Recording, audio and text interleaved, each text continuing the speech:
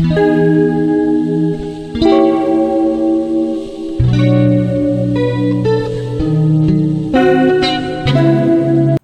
আমরা কোষীয় শ্বসন, সবাত শ্বসন এবং অবাত শ্বসনের সম্পর্ক নিরূপণ করব।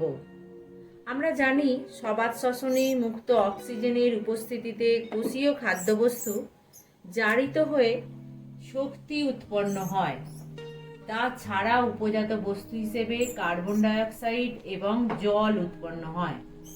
উপজাত বস্তু হিসেবে কার্বন ডাইঅক্সাইড এবং জল উৎপন্ন হয় এবং অবাত শ্বসন প্রক্রিয়ায় শক্তি উৎপন্ন হয়। তাছাড়া ইথাইল অ্যালকোহল উৎপন্ন হয়।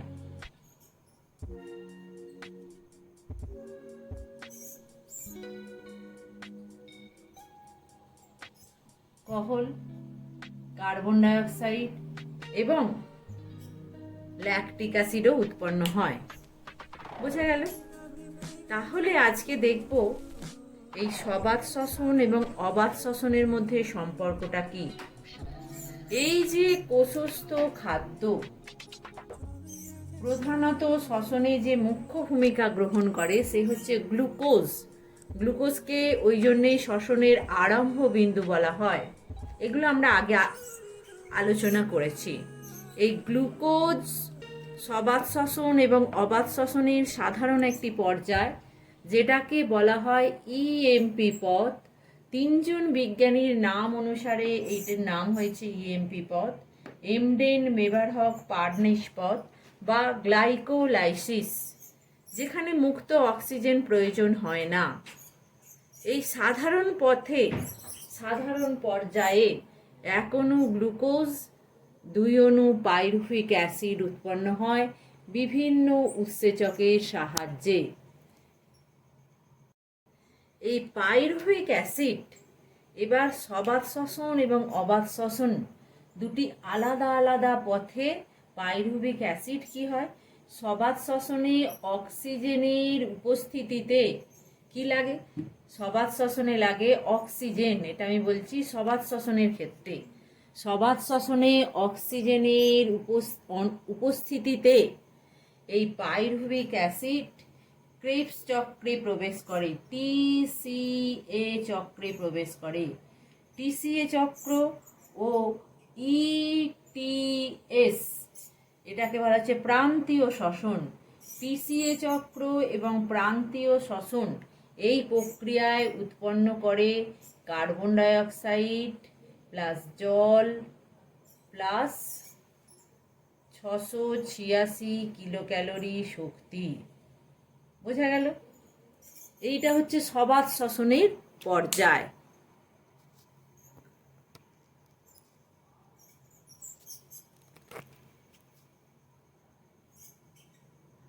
তাহলে সবাত শ্বসনে পাইরুভিক অ্যাসিড, সবাত শ্বসনে এই পাইরুভিক অ্যাসিড, 2 অণু পাইরুভিক অ্যাসিড উৎপন্ন হয়েছিল। সেই পাইরুভিক অ্যাসিড এরপর গ্লাইকোলিসিস প্রক্রিয়া সংঘটিত হবার পর পাইরুভিক অ্যাসিড অক্সিজেনের উপস্থিতিতে টিসিএ চক্র এবং ইটিএস পথের মাধ্যমে কার্বন ডাইঅক্সাইড, জল এবং 686 কিলো ক্যালোরি শক্তি উৎপন্ন করে। যেখানে এই পাইরুভিক অ্যাসিড অক্সিজেনের অনুপস্থিতিতে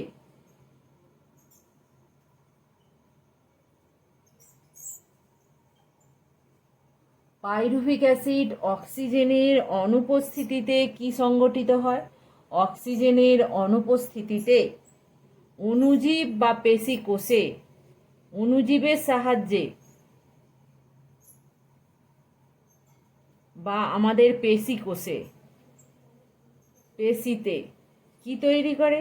ল্যাকটিক অ্যাসিড তৈরি করে।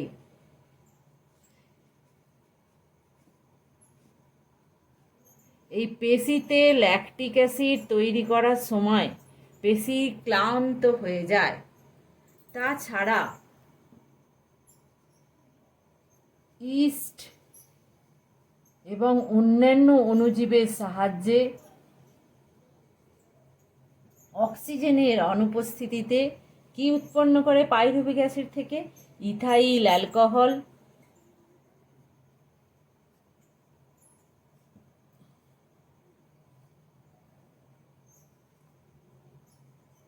ইথাইল অ্যালকোহল উৎপন্ন করে, প্লাস কার্বন ডাইঅক্সাইড উৎপন্ন করে এবং অল্প শক্তি উৎপন্ন করে। এখানে যে শক্তিটা উৎপন্ন হয়, অল্প শক্তি উৎপন্ন হয়, এখানেও শক্তি উৎপন্ন হয়, যেটা অল্প শক্তি উৎপন্ন হয়। যখন অক্সিজেনের উপস্থিতিতে যখন এই পাইরুভিক অ্যাসিডের জারণ ঘটছে, তখন কিন্তু শক্তির পরিমাণ অনেক বেশি হয়। কিন্তু অনুপস্থিতিতে যখন পাইরুভিক অ্যাসিডের জারণ ঘটছে, তখন শক্তির পরিমাণ অনেক কম হয়। এখানে 36 কিলো ক্যালোরি থেকে 50 কিলো ক্যালোরির মতো শক্তি উৎপন্ন হয় অক্সিজেনের অনুপস্থিতিতে যখন পাইরুভিক অ্যাসিডের জারণ ঘটে। তাহলে এখানে দেখা যাচ্ছে অবাত শ্বসন এবং সবাত শ্বসনের যে সাধারণ একটি পর্যায়, যেটাকে বলা হচ্ছে ইএমপি পথ বা গ্লাইকোলাইসিস, সেখানে কোনো মুক্ত অক্সিজেনের প্রয়োজন হচ্ছে না। 1 অণু গ্লুকোজ থেকে 2 অণু পাইরুভিক অ্যাসিড উৎপন্ন হচ্ছে। এই যে পর্যায়টা, এই পর্যায়টার উভয় শ্বসনের মধ্যেই সাদৃশ্য দেখা যায়।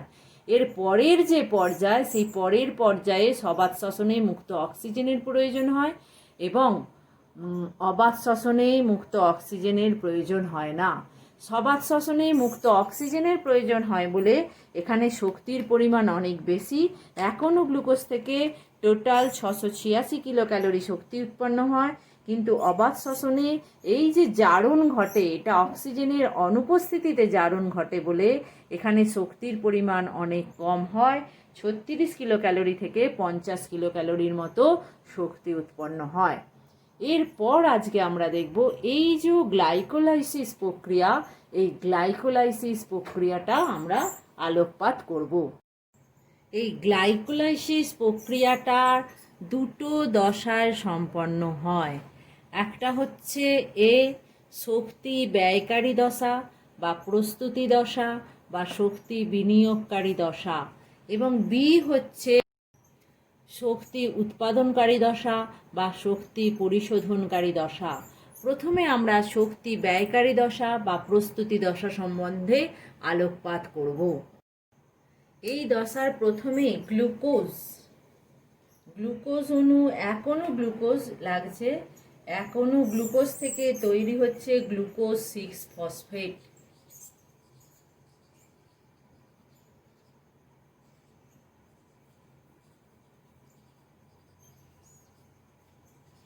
এই গ্লুকোজ 6 ফসফেট তৈরি হওয়ার জন্য যে উৎসেচক লাগছে সেটার নাম হচ্ছে হেক্সোকাইনেজ।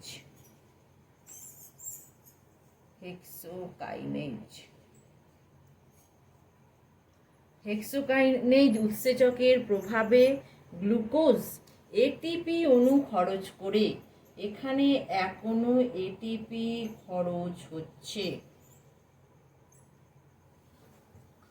এটিপিটা ভেঙে এডিপি ও অজৈব ফসফেটে রূপান্তরিত হচ্ছে এবং এখানে যে লাগছে সেটা হচ্ছে ম্যাগনেসিয়াম আয়ন প্রয়োজন হয়।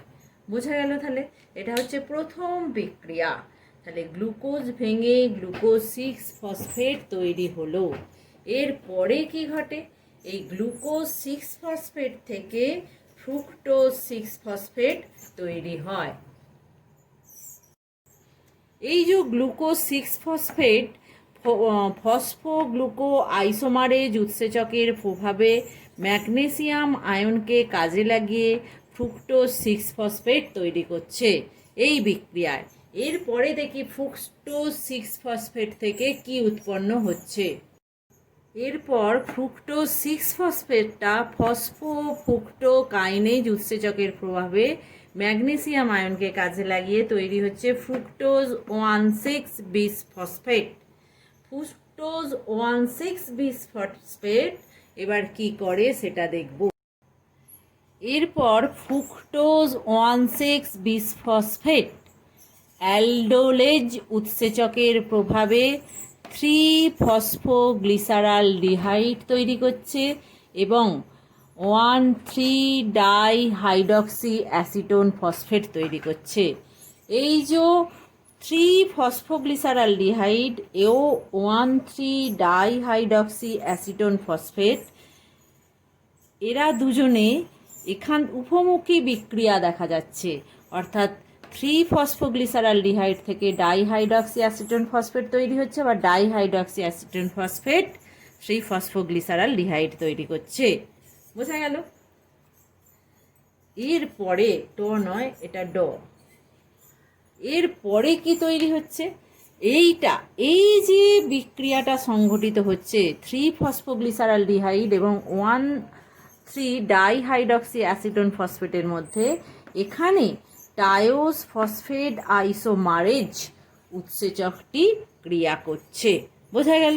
এই যে 3-ফসফোগ্লিসারালডিহাইড তৈরি হলো, এবার ওই যে শক্তি উৎপাদনকারী দশাতে 3-ফসফোগ্লিসারালডিহাইড কিভাবে বিক্রিয়া করে সেটা আমরা লক্ষ্য করব।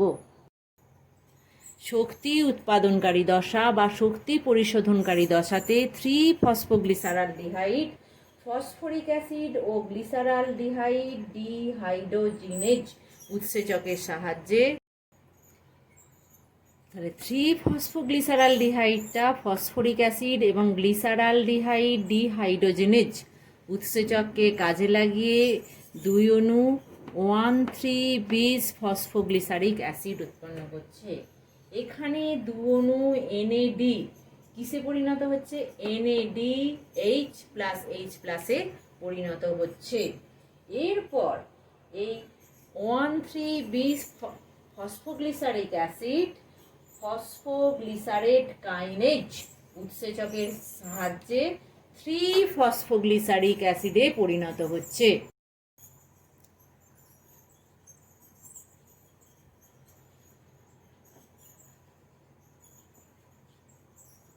তাহলে 1,3-বিস-ফসফোগ্লিসারিক অ্যাসিড কিসে পরিণত হয়ে গেল? 3-ফসফোগ্লিসারিক অ্যাসিডে পরিণত হয়ে গেল। ফসফোগ্লিসারেট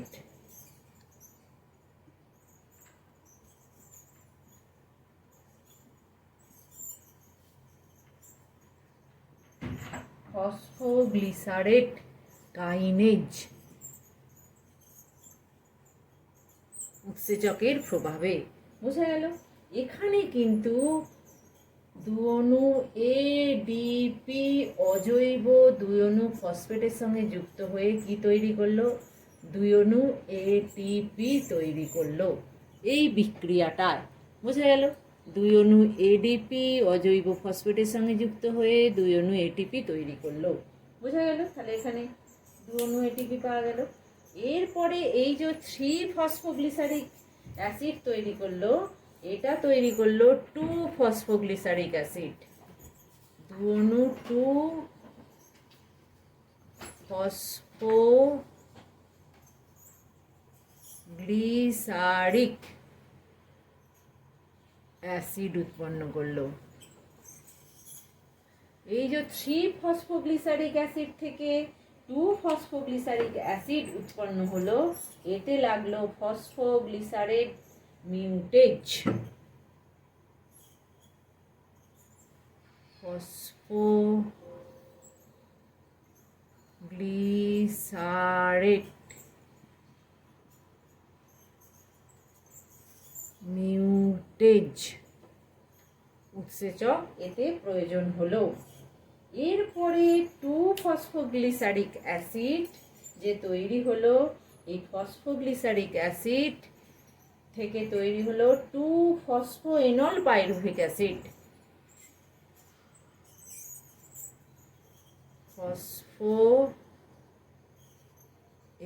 ফসফোএনল পাইরুভিক অ্যাসিড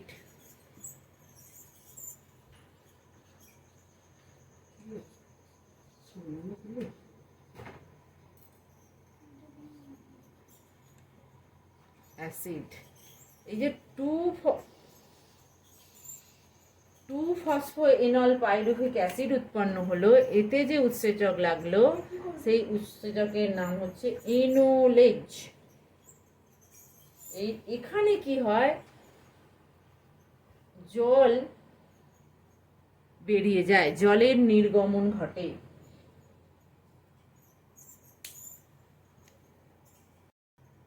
এরপরে 2-ফসফোএনল পাইরুভিক অ্যাসিড থেকে তৈরি হবে 2 অণু পাইরুভিক অ্যাসিড।